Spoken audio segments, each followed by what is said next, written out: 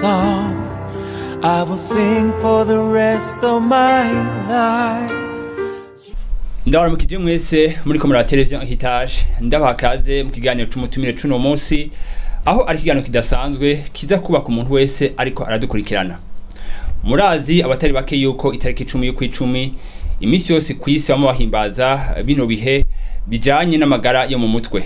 No munsi wahariwe ico gihe nyene. Rero kubwiyo mpamvu ndafise abatumire babiri baza kubituyagirako, mpereye iburyo bwanje ndi kumwe n'umwungere w'ishengero Kingdom Messenger Pasteurs Laban Fidèle. Amaze imyaka 2 arongoye iryo shengero, mugabo hamwe n'ivyo aramaze igihe kitari gitoyi afasha abantu bafite ikibazo mu bijanye n'inyifato canke mu buryo biyumvira canke amagara meza yo mu mutwe n'ingwara zitandukanye. Hariho intari zitandukanye z'abantu bagiriwe neza n'Imana biciye mu buzima bwiwe. Ubafu bwanje ndi kumwe n'umuhinga yize muri Kenya muri Daystar University kubijanye na psychotherapy, akaba afite master. Hambavu y'ivyo onye akaba yarakoze muri Chad nk'umu expert, nk'umu coordinateur w'ivyerekeye santé mentale muri Centrafrique no muri Congo mu kigo cegirira n'ivyerekeye Ebola. Rero no munsi nawe arafasha abantu batari bakeyi kandi ico gikorwa kimazemo igihe kitari gitoyi. Rero murumva yuko hano kuri plateau ya televiziyo Heritage dufise abantu babiri baza kuduha umuco kubijanye n'amagara meza yo mu mutwe. Mpereye iburyo bwanje kuri Pasteurs Laban Fidèle, sinzi ko ivyo navuze hari ico mwokongerako. Bo bivuze neza, ngira ngo nta byinshi nokongerako kiretse ko ndubatse mfise faso n'umwe n'abana babiri, hanyuma muri umwe yatuye kumarana ngira ngo sinovuga ko umuntu hambaye cyane, ariko kumbure turafise intahe zitari zimwe z'ivy'Imana imaze kuduha ubuntu bwo gushaka kuba twofasha abantu kubijanye no kubwa neza mu buzima bwabo cyangwa mu ngwara. Ngira ngo muri iyi minsi tumaze muri iki gikorwa Imana duhamagariye cy'ubwungere, ivyo twashoboye gushobozwa gukoreshwa n'Imana, ngira ngo nivyo tuza kushobora kuganira ko hanyuma n'ikibana ashoboye kutwigishamo tugisangiza abandi kugira ngo dushishikare kuronka ubumenyi bwagutse, kandi umuntu wese Imana ishaka kumuha umugisha bivanye n'ico yayitezeko. Murakoze cyane. Laban, namwe sinzi ko ico mukengerako. Ego murakoze cyane, hamwe nuko ndumuhinga mu by'ingwara zifatiye mu mutwe, naje ndumu pastori ndumwongere w'ishengero kandi nkaserukira ishengero Faith Miracle Center imbere y'amategeko. Hama kandi ndubatse, ndi n'umupapa w'abana 5.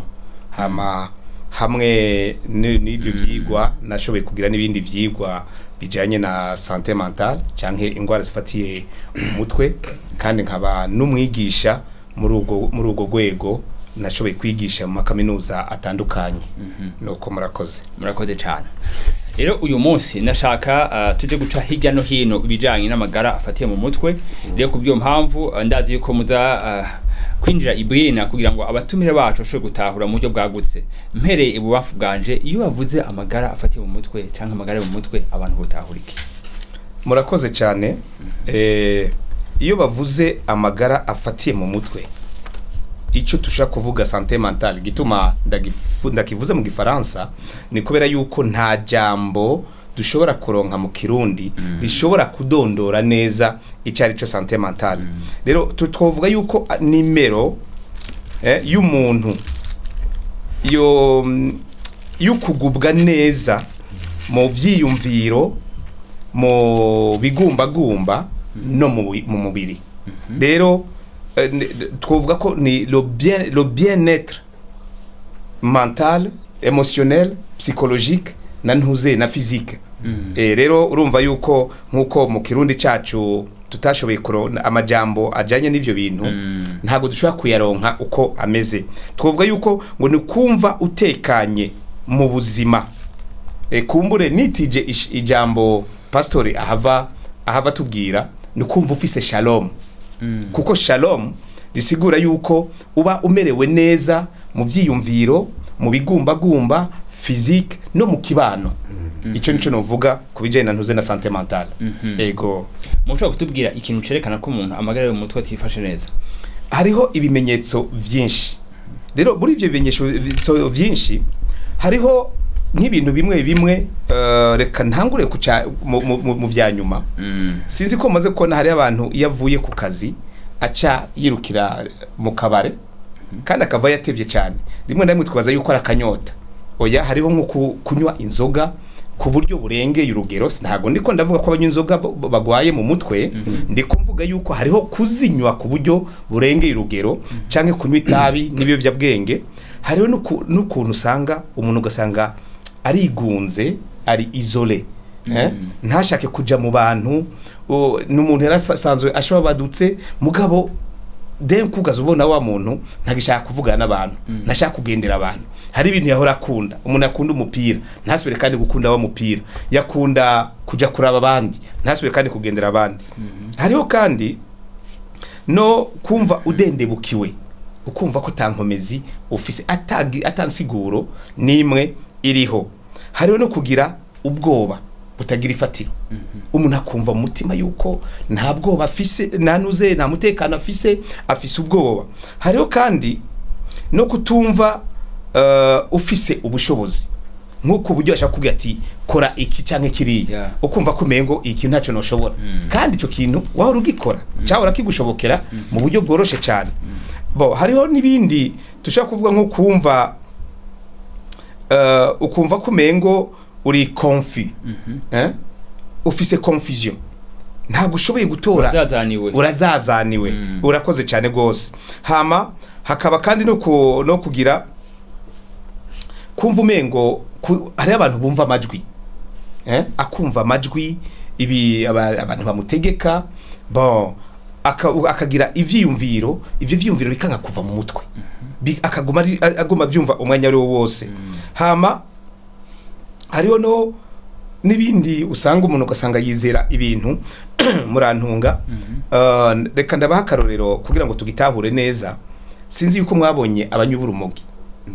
Umunyura urumogi arashaka kunyura urumogi, kera twahora tukunda kubabona mu makartier twabamwo, ukaza wumva ariko avuga ngo hamwe ariko arakwega rya tabi ngo maru ni patience, ngo nifike hapo kuyarara ni wokote Mercedes, ngo nume inuze igihamana, ngo nashika hajya kuyarara ntore imodoka Mercedes Benz. Urumva yuko ni nko kwizera ikintu kitabaho. Aha kandi mutandukanye ikintu kimwe, simvuze yuko kwizera ari ingwara yo mu mutwe. Hama hariho kandi no kutiyumvira mu buryo burashe, ugasanga kuri bamwe birashe, ugasanga n'amajambo ariko aravuga nta rutonde rurimwo. Hakaba no kudashobora gukora ibikorwa vya misi yose. Nk'umumama arazi ko ategezwa konsa umwana, arazi ko ategezwa gutegura imfungurwa, ugasanga ivyo byose nashoye kubikora. Rero nibimenyetso ni vyinshi cyane. Mugabo icyo mu kurangiza kuri ibimenyetso novuga nuko kuba ufise ibimenyetso ntago bisigura yuko ugwaye mu mutwe, kuko hakenewe yuko ibintu vyinshi bija hamwe. Iyo rero ibi bintu bigeze aho bikubuza, urabona nk'ubu murabamenyesha makuru, bikakubuza gutonda ku kazi, bikakubuza kurangura imirimo ya misi yose, aho rero umuntu acatangura kwibaza ati mbega uyu muntu yoba nta kintu coba kibuze. Uko niko twobivuga, sino ibimenyetso byo biriho ni byinshi cyane. Murakoze cyane. Ngiye iburyo bwanje, murumvise ko umuhinga aheje kwerekana ibimenyetso bimwe akerekana n'igihe umuntu ashobora gufata ko umuntu afite ikibazo. Mbe kuri mwebwe iyo ibimenyetso mubibonye mufata ko umuntu agwaye mu mutwe cyangwa ari nk'emumbi? Urakoze cyane kuri icyo kibazo. Kumbure kugira ngo nishyure kuri icyo kibazo cyawe, nobanza gutanga umuco gatoyi ku buryo twebwe dutanga imfashanyo nko Ubuzima. Twitanga twinjiriye hehe? Twitanga muri iyo nzira. Aba basanzwe bafasha abantu kubijanye bakoresheje ubuhinga busanzwe bw'ubuhinga butandukanye, science. Umuntu bamubona yuko abize psychologie cyangwa ibivyigwa byo mu mutwe bavuga ngo umuntu ngo c'est un être psychosomatique, cyangwa n'umuntu afise umushaha unywanye n'umubiri. Afise umushaha unywanye n'umubiri. Mugabo twebwe rero iyo duko twatanga ifashanyo ntitwinjirira ngaho. Yavuze ku kintu cyitwa shalom. Shalom ni kuvuga ngo ni kuvuga n'amahoro yose yuzuye masa mu mice yose. Twebwe harundi muce rero dutanga mu imfashanyo, kumbure aba scientifique cyangwa abantu b'abanyabwenge badakunze guha agaciro cyane, ni ikintu cy'impemu. Umuntu usumushaha gusa uri mu mubiri, hariho n'ikindi kintu cyitwa impemu. ibyo onye nifashije ijambo ry'Imana dusomye abitesalonike ba mbere cya gatanu ugiye ku murongo wa nibaza wa 23 havuga ngo kandi Imana nyina amahoro ibe ariyo ibeza rwose kandi mpemu yanyu n'ubugingo n'imibiri byose hamwe bizigama siko ngumva umuntu si bigumbagumba gusa cangwe icyo no kwita umushaha cangwe lame ariyo kumburi kunda guhungabana abantu bakabona ko umuntu agize ingorane si n'umubiri gusa hari kindi kintu cyitwa impemu iyo mpemu rero icari ico mu bisanzwe igihe Imana yari mu muntu kuko Imana yaremye umuntu yaramuhaye uburyo ntiyashatse ko umuntu azokwirebanga yarashatse kumuha cyo no kwita faculté cangwe igihimba umuntu azoge uburyo umuntu azoguma mu migenderanire n'Imana yamuhaye icyo kintu cyitwa impemu nayo iri mu bimugize umuntu Bibiliya rero atubwira mu butumwa bwiza bwa Yesu Kristo bwanditswe na Yohana igice cya 4:44 avuga ngo data Imana ni impemu cyo gituma rero kugira ngo ishobore kuguma mu migenderanire n'umuntu ikiga gute ikimuha impemu rero twebwe igikorwa ca mbere imbere yuko tuza washaka no gufasha umuntu afite ingorane umuhamagaro dufise nk'abakozi b'Imana cyangwa nk'abigisha nk'abagabuzi b'ijambo ry'Imana ubutumwa bwiza twagiye dukora igikorwa cyo kunagura imigenderanire y'umuntu n'Imana iki gikorwa twagisigiwe na Yesu Kristo yaraje kunagura imigenderanire y'umuntu n'Imana hanyuma rero Yesu icyo akora ntiyavuga gusa ubutumwa bwiza ngo abantu b'ibyaha ariko yarakiza n'indwara twebwe rero iyo tubonye umuntu afise ikibazo mu buryo bw'imyitwarire kuko natwebwe turashaka kubona ko umuntu afise ingwara nkuko ariko arabivuga kuko nkuko ariko arabivuga uyu ariko adufasha mu bintu bijanye n'ubwenge cyangwa na science burya inyifato zose yavuze zitandukanye zisanzwe ari inyifato dufate nk'ishavu gushavura umuntu wese ashaka gushavura mugabo bitangura kwitwa ingwara ryari hariho urugezo birenga ishavu urugezo rigerako hanyuma n'incuro quantité na fréquence ashaka kurigira n'ahantu agera kuba munsi y'ubuja bw'iryo shavu umuntu atagomba kuvuga ati ibyo byose hari akantu katagenda neza rero birashobora kuba bivuye ku daimon kumwe mumbikana akazamuteye kuko twebwe turavyizera nk'abantu batahura kandi ijambo ry'Imana itwereka yuko ari ubuzima bw'impemu ariko mugabo birashobora no kutava ku daimon bikava bikava mu kibano mwihungabanwa ry'ahantu abaye uburyo abayeho byamushikiye ubuzima bwiwe cyitwa kwita ubuzima relationnel ariko mugabo ugasanga ikibana abaye mu cango ivyo abaye mu hirya no hino vyabaye ibishobora kumuvyarira guhungabana kugira inyifato mbi bivanye n'uko kumbure nawe yarasanzwe afise intege nke mu mushaha wiwe ariko uko biri kose yabi daimon yaba ahandi hose vyavuye indwara twe twizera ko igihe cyose ije haba ari mu kuboko kwa shetani kumugwaniza nicyo gituma rero twebwe tuguma twiteguye kugira ngo dufashe umuntu kuko ubushobozi duhabwa n'ijambo ry'Imana Bibiri duha uravye Matayo igice cya 10 guya ku murongo wa mbere Yesu yatanze ububasha bwo gukiza ingwara ngo yegeranije 12 abatumwa biwe abaha ububasha bwo gukiza ingwara izo ngwara ni uburyo butatu Bibiri ivuga aba daimon ngo ni indwara zose n'ubumuga bwose ndikuvuga ubushobozi bw'Imana twizera twebwe nta limite bufise nta karimbo bufise yabi daimon yaba ibijanye n'inyifato zivuye ku ngorane yahuye nazo gusanga zigaragaza ingwara hose turafise umuti turafise ububasha duhabwa n'ijambo ry'Imana gushaka kuza tugafasha kumenya rero ko ingwara inyifato kanaka yavuye ku daimon ya daimon biravana turashobora kubimenya sinzi ko no bikubwira navyo bashobora ku hari ingabire Imana iduha bivaye no kugendana n'Imana Imana yashaka kuguha kumenya yuko kuvyukuri ico kintu ari shetani ari abadaimon ari imyuka mibi yamuteye bivanye n'ingabire discernement des esprits gusobanura impemu ariko kandi hari n'igihe bidaca muri iyo ngabire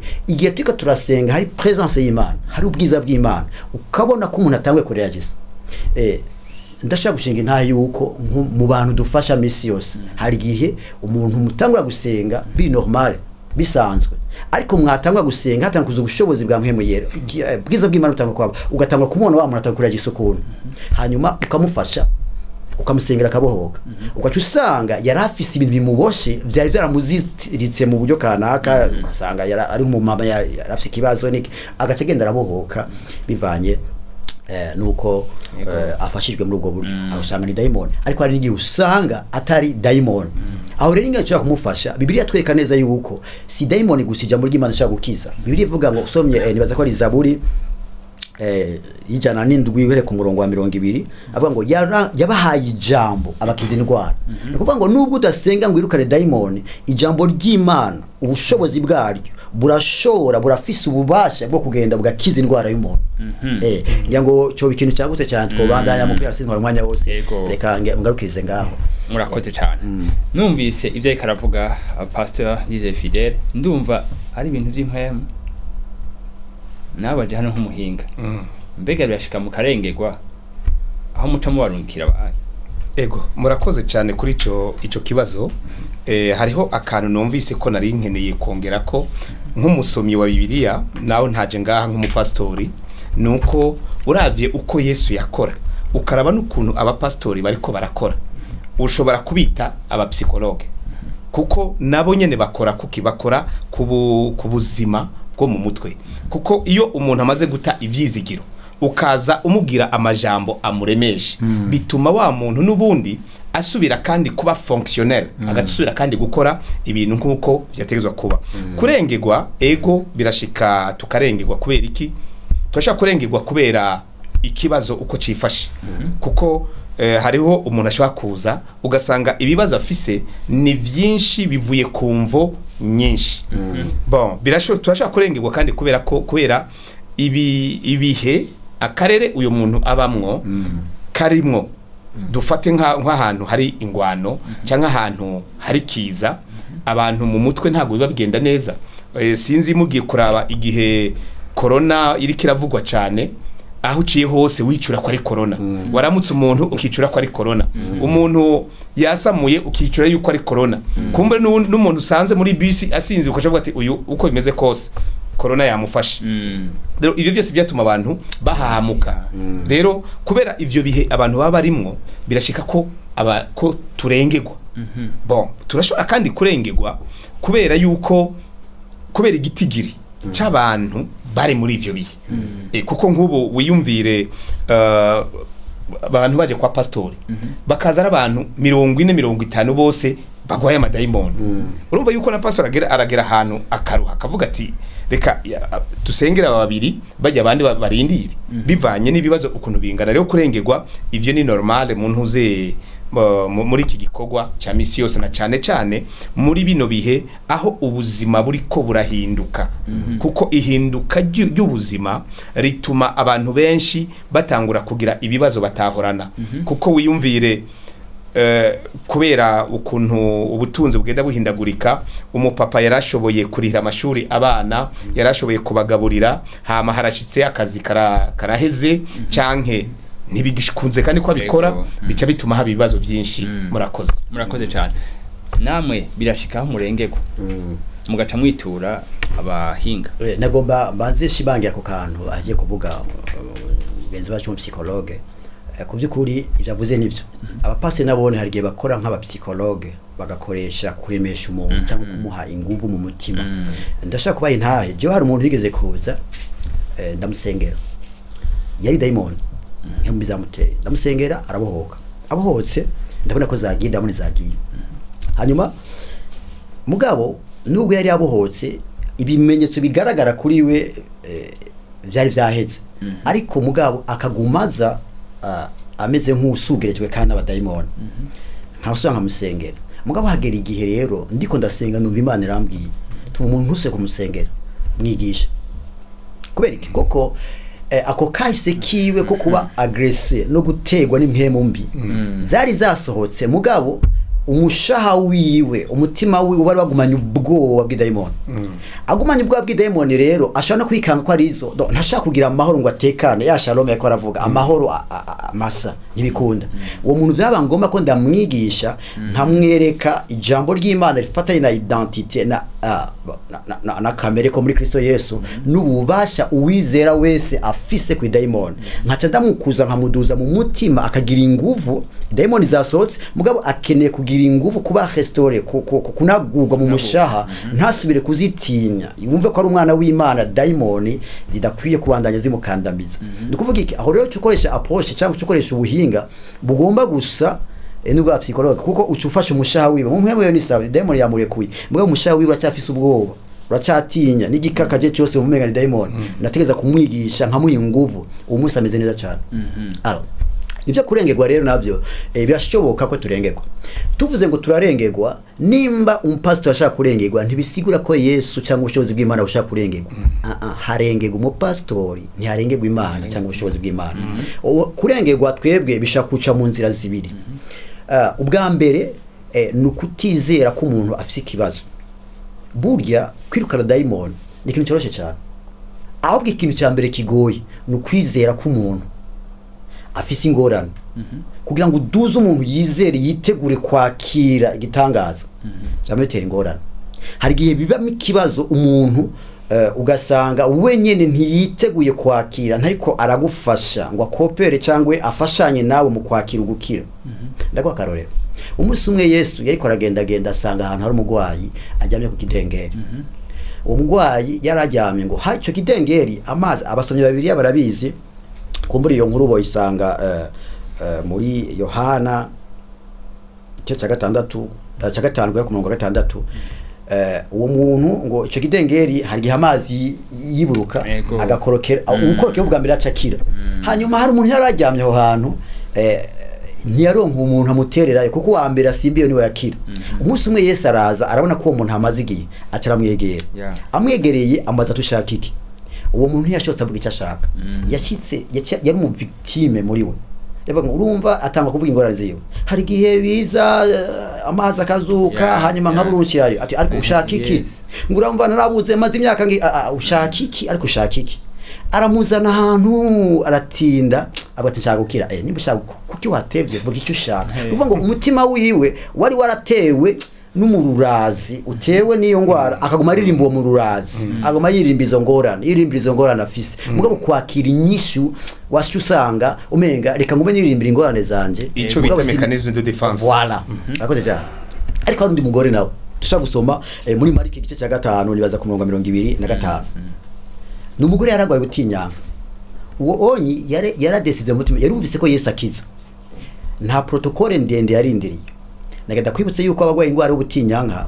begezwa kure cyane kijya gihe cyari gihe gisa n'ikisezerano rya kera bari abantu bameze nk'abahumanya kandi abantu b'abadamu kijya gihe cy'isezerano rya kera barakumigwa ajya muhemi yeraje niwe yahaye akisa abadamu ku isezerano tugasanga twese dusangiye amasezerano nk'abana b'Imana ariko misezerano rya kera bari victime ya malediction y'icyaha y'umuvumo w'icyaha bari hasi ariko umunsi Imana ishimwe cyane kuko twese ngagura ikindi kigwa twokwiga ariko twese uwo munsi abadamu bafise access kuri kumugisha w'Imana nk'abagabo bose uburenganzira bwose nta burenganzira abadamu barafite bwo kwegera abantu bari aragwaye kandi basanzwe bakumigwa mugabo ngo muri we avyukamo inguvu atijenegeza gukira nopfa gukora gusa ku buyonga bwiwe ndaza gukira acaragenda araseka abantu bose gushika akoze ku mpuzu ya Yesu ubwo nyina mukoze gacarakira Dobikariki boss aba bantu babiri nabagwayi babiri mugo bafite attitude zitandukanye limite rero cyangwa karimbi kacu kenshi karashobora kuva ku muntu uri kurafasha ingene umutima wiwe awugaye ndagenda kubwire ngo na Yesu bwiwe usomye muri Luka igice cya 4 kwibona ahantu yako arababwira agitangura igihuga ciwe avuga ati umunsi umwe ati muzombwira ngo niwikize nimba ushaka gukiza abandi ati kuko nta muvugishwe yemegwe iwabo acavuga ati no mugihe cya Isirayeli abafakazi bari benshi mugabo Imana ntiharungitse Eliya cyagiye cy'inzara ahandi yamungitse ngo Izarefati mu gihugu cy'Sidoni kubera iki kuko aba muri Isirayeli ntibariko barizera so bisigura ngo iyo umuntu atizeye ntashaka kwakira igitangaza ciwe birabloka naho ubushobozi bwoba bw'Imana bungara gute ntushaka guforsa nibaza ko n'abapsikologe nabone barabizi kuko nagira amahirwe yo kuwiga ivya psychologie mu byo bita deontologie professionnelle cyangwe mu mategeko agenga umwuga wo kuvura gufasha abantu mu mutwe barabuza kuja kwirondera umuntu w'iguhewe ngo ndakuvura rwaye wenyene arafisha intérêt kuza kwakira imfashanyo kuko kujya gutera intambo kuza kwakira imfashanyo iyo wawe harimo kwizera alors uko kutizera rero ni limite ya mbere ikindi cya kabiri gisha gutera akarimbi ni ubushobozi bw'umupastor umunsi umwe Yesu yariko yirukanye daimon mu muntu agwaye intandana ubisomye muri Mariko igice cya 17 kwera ku 21 yari umuntu agwaye intandara hanyuma bamuzanira abigishwa biwe baraja ko biranka kabisa bamusengera biranka hanyuma Yesu acaraza acakankamira daimon kiramuvamo ngo biherereye baramubaza bati ariko kuki twebwe byanse acaga ati ubwoko bw'daimon nta kindi kintu kibwirukana atari gusenga bibanye no kwisonzesha. Hari gihe rero ubugwayi kino kwizera guka kiyugara ntiyemere kwakira ifashanyo.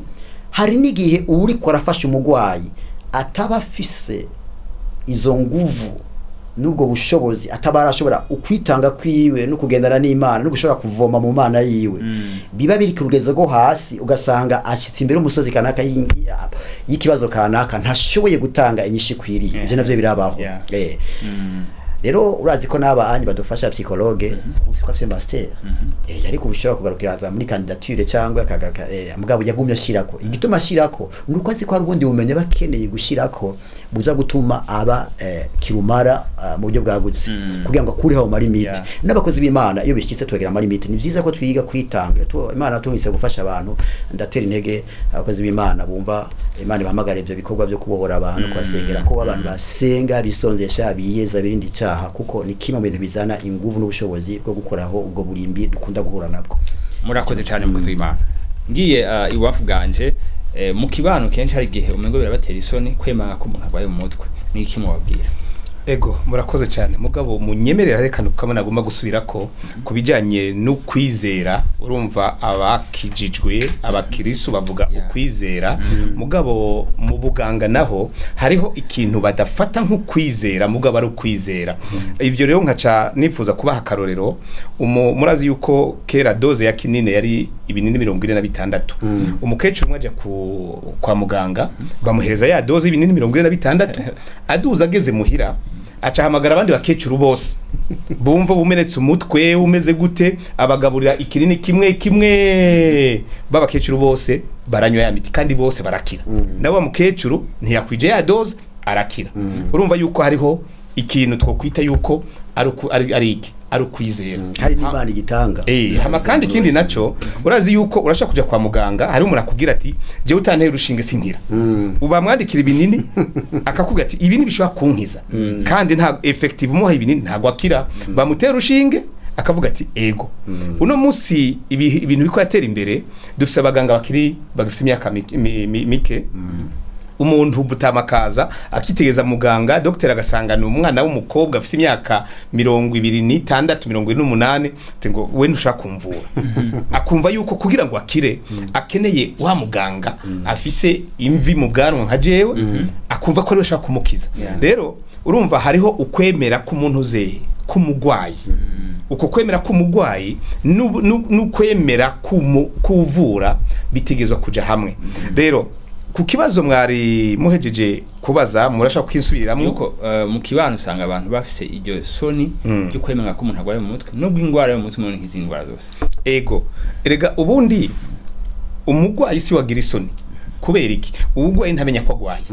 Contrairement ku ngwara zisanzwe, urumva ugwaye malaria ndashaka kwitegeza nkavuga nti yamara uko mbona umeze usa n'ugwaye malaria.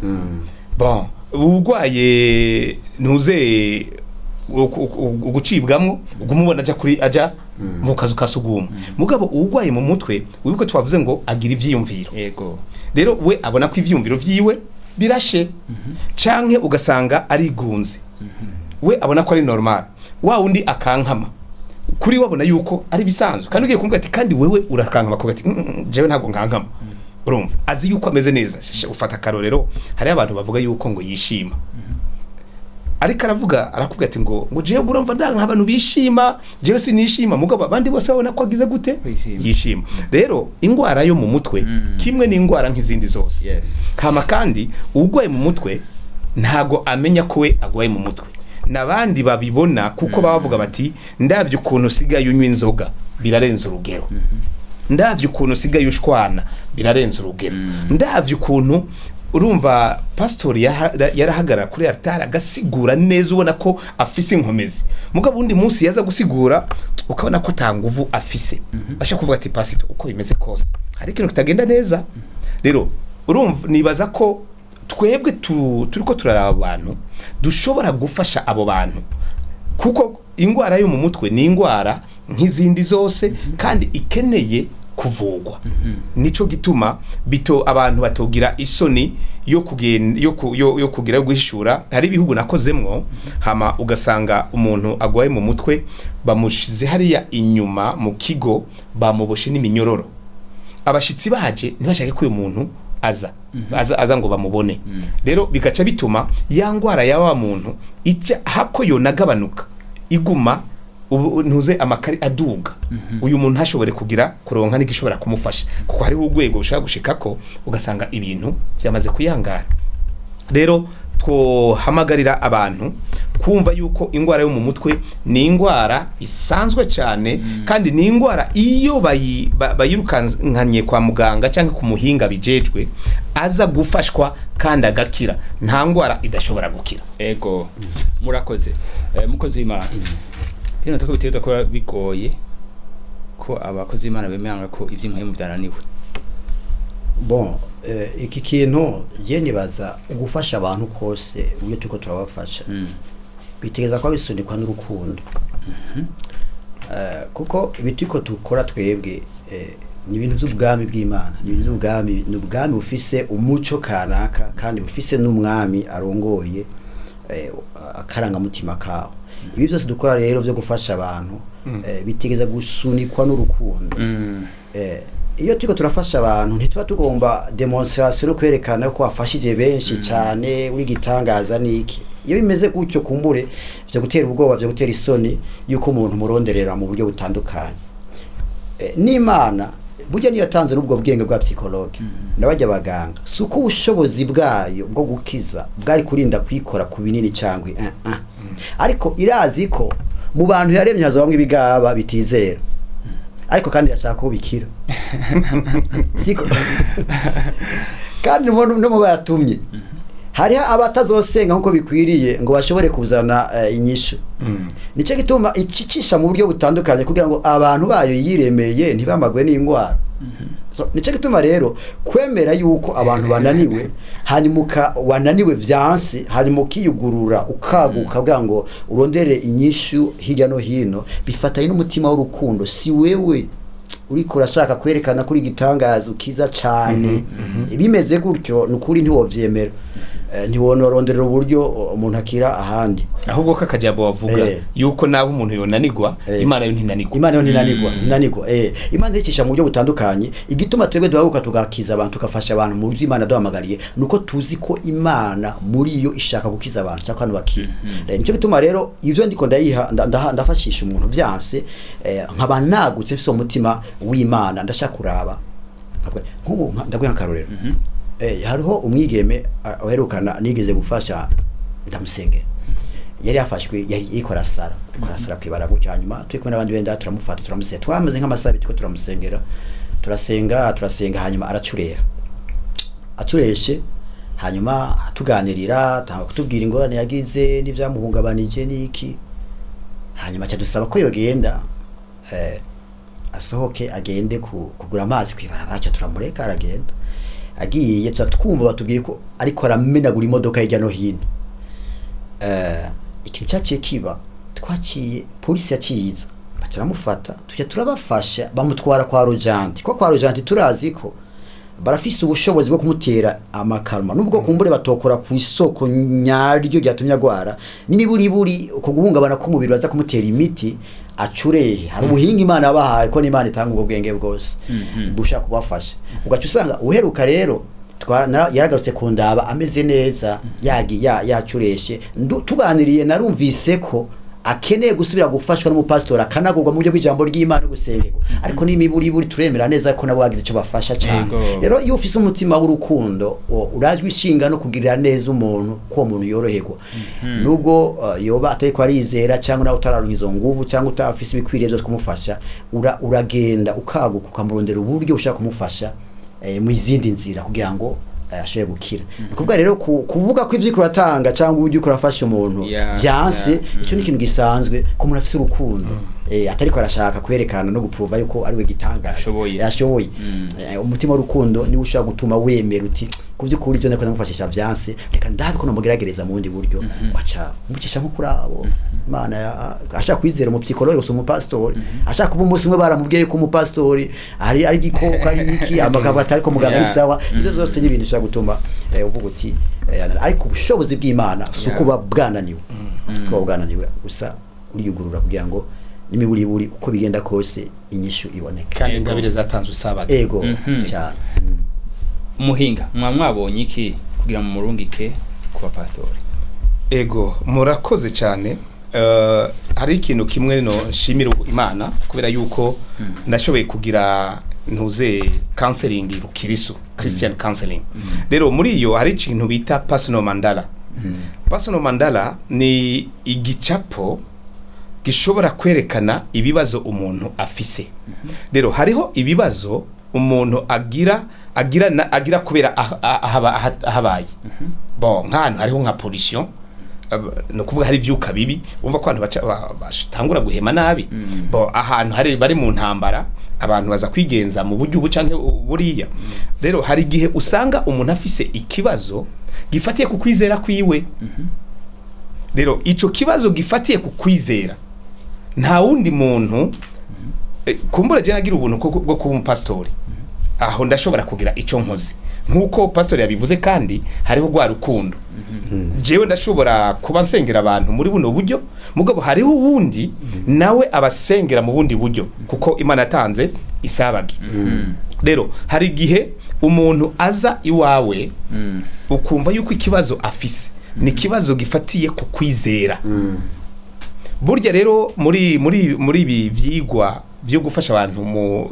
bafise ibibazo byo mu mutwe bagusaba kuba uzi kubijanye n'amadini kuko jewe ndi umukiristo haje umuyisilamu nkeneye kuvugana nawe mu idini giwe haje ujya wundi umubudiste nkeneye kuvugana nawe mu idini giwe rero hariho nk'umuntu ashobora kuza akumva yuko Imana imwanga kandi ibyo bikamutera ibibazo mu mutwe naho yaje kwa pastor akavuga ati jewe ndazi yuko pastor ntaca mfasha kubera yuko iyi Mana iranyanka mugabo yaje iwanje ageze iwanje ntegerezwa kuvugana nawe mu kwizera kwiwe kugira ngo nshobore kugira gute kumuzana aho rero nuco usanga hariho ryahuriro rya ntuze rya science kuko ntuze la science sans le spiritualisme ntabwo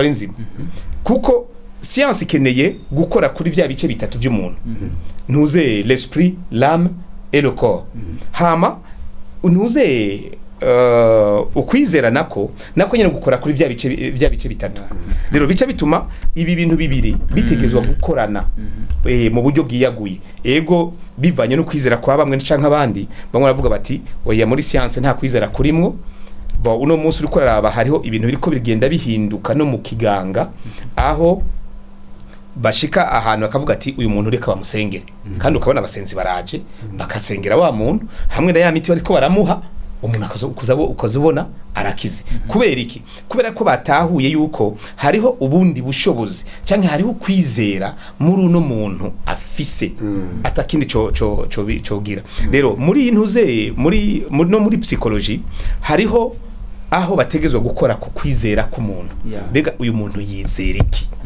rero ko yizera uku reka tumuvure dukurikije uku kwizera kwiwe nka kundi twavuga duti hari umuntu yizera yuko kugira akire bamutera urushinge ubundi nawe ati jewe ibinini nivyo bimvura hari n'abagenda abaje kwa muganga kubera ko umuti runaka wamuvuye umunsi munaka akubwira ati jewe ndondera umuti witwuko urazi ko no musi hari imiti itakibaho hari nk'imiti nakuze numva bita ngo timor uyu muti sinzi kukibaho ni haro nundi numva bari ruganzinoro ni bari iki iyo miti ntikibaho kubera ko science yevoliwe iyo miti irashobora kubiriho muga afise yandi mazina wa muntu akaza arondera wa muti nyine kuko niwe afise mwiki mu kwizera rero muri ico gihe umusiguriye ati uyu muti ubundi ujya muti ntucitwa uko ubu witwa uko uca usanga science no kwizera bikoreye hamwe ari naco gituma nkuko yari yabivuze totera intege abakozi b'Imana barondere ubumenyi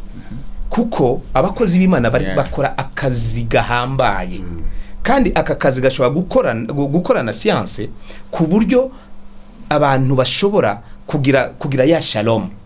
Ico nico novuga kuri iki kintu mwari mumbajije umwami Imana bampezagirira. Murakoze cyane ku bantu bizera yuko ibibazo byo mu mutwe bikemurwa gusaba amasengesho bidakeneye kwaje kwa muganga, hari cyo mubabwira nabo? Cyo nababwira ni iki cyo kwiyugurura n'ubundi bagakora mu mutima w'urukundo. Ibibazo byo mu mutwe nakubwiye ngo Imana nta karimi na kamwe ifise yashobora gukemura byose, ariko Imana yatanze ingabire mu buryo butandukanye kuko irazi ko abantu izokoresha arabagwaye bafise ivyizerwa bitandukanye nk'uko bitubwira, ariko kandi nabikeneye gukoresha ngo bafashe abandi nabo bafise inguvu n'ubushobozi butandukanye. Rero Imana yaraguye cyane uburyo ishobora gufasha abantu kuvyukuri. Rero nico gituma ico kintu cyo kuvuga ngo umuntu agende ahereyo avuge yuko ataciye umuntu ufashiza kwa muganga nikosa.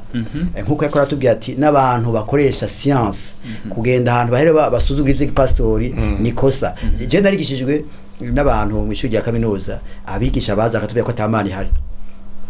Mugabo urumva ku rundi ruhande hagaca ubundi mwigisha nibuka neza wewe yari umuganga acavuga ati jewe ndatinya kubwira umuntu ngo ingwara yawe ntizokira, ati kuko ushaka kubwira ingwara yawe ntizokira ejo agaca no pastor akamusengera kandi amupima ugasanga yakize, ati ntuba ko ncamara niko yavuze kuko arabizi ko byaba byabaye. Nukuvuga rero mu buryo bwose rero nivyo biza ko twaguka tukaguka tukamenya neza ko Imana ishobora gucisha mu buryo bumwe cyangwa mu bundi, kuko niyo yaremye byose. Isi nibiyuzuye niyo yaremye, niyo ubwenge abafise ubwenge, abaganga niba gukunda kuvura ikabaha n'ubwenge, abakozi b'Imana bihamagara urumva kugeraho umuntu azoshika gukura ku kwizera gose Imana n'ubushobozi bwayo.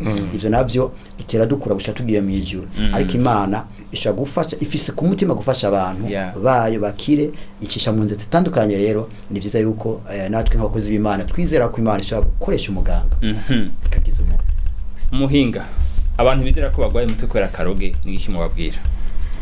Ego iki kibazo kiza kugorana cyane kubera ko nambaye amakoti abiri ikoti ry'uwemera Imana n'ikoti ry'umuhinga.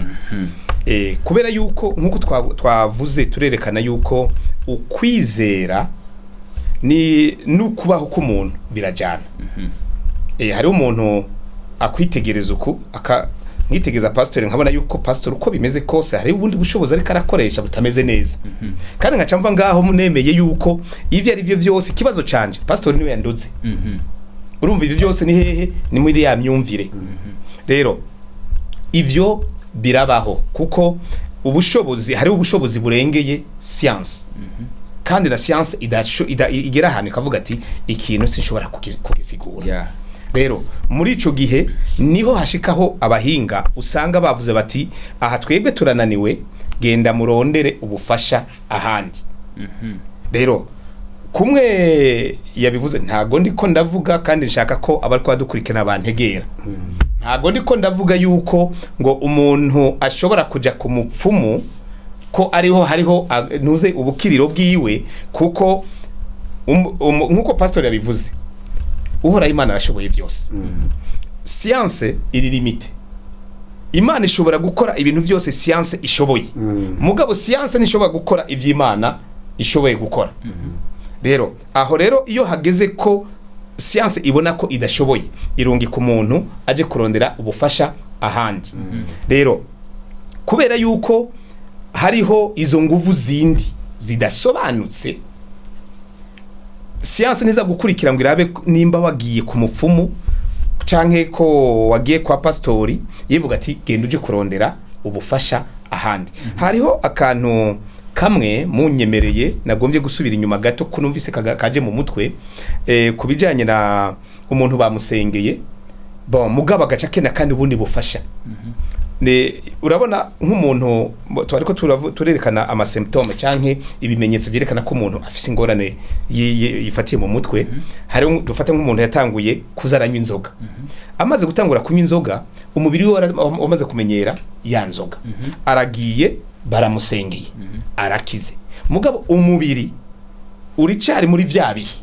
Cyo kimwe n'umuntu yaciye atangura kuzarasambana, kuko nico nyene no gusambana naco nyene kimwe mu bimenyetso urumva rero umubiri umaze kumenyera akeneye ubundi bufasha kugira ngo yangeso umubiri wari umaze kwiga isubire kandi yige kutayigira. Rero aho niho wumva yuko bikenewe ko wa muntu afashwa. Ubu tosha kumuvura kwa muganga mugo tukasanga hariki arakeneye umutera intege mu buryo bwo kwizera. Jewe ndi umuganga ntakijijwe kuko ndashaka ndi umuganga kandi umuporo uyu muntu no mu mizirimo akeneye uko umurungika ku muimama. Ndashaka kuba ndi umuganga ndi umukatolika uyu muntu nawe n'umuporo akeneye kumurungika kwa pastori.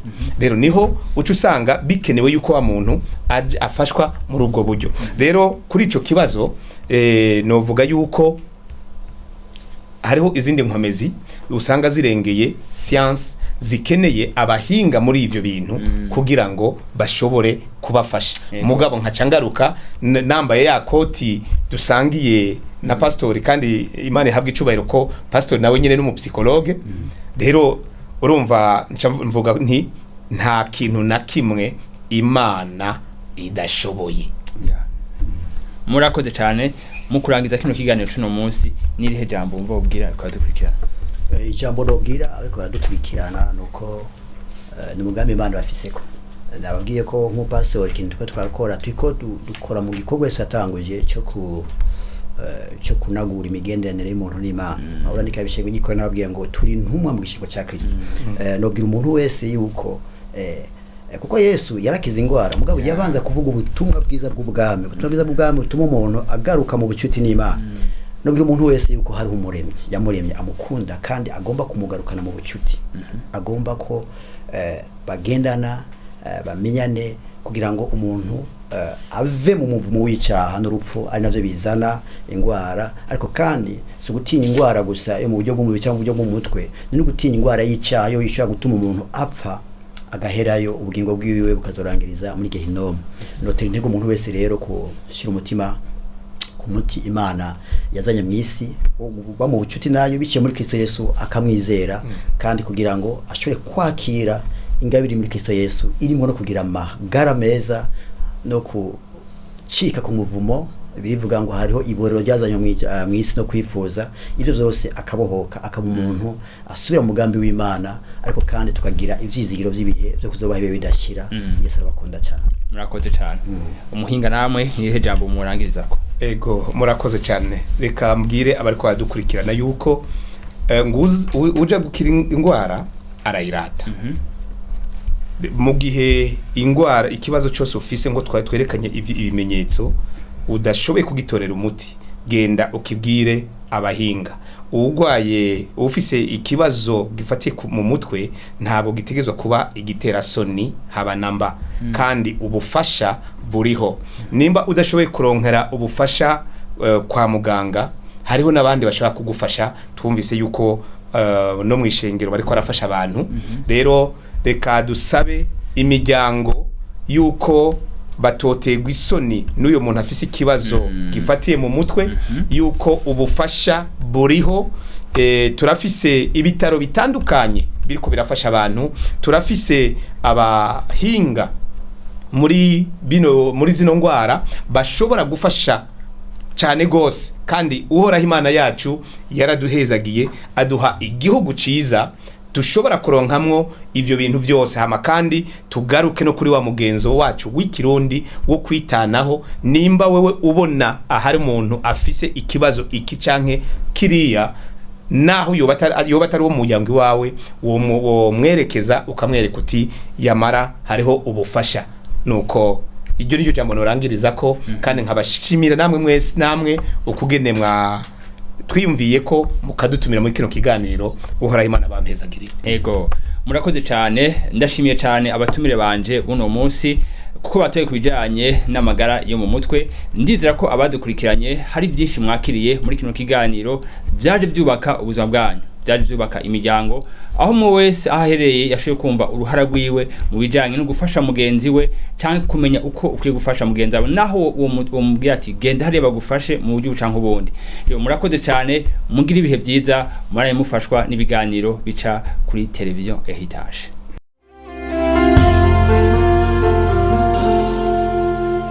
God gave me a song I will sing for the rest of my life.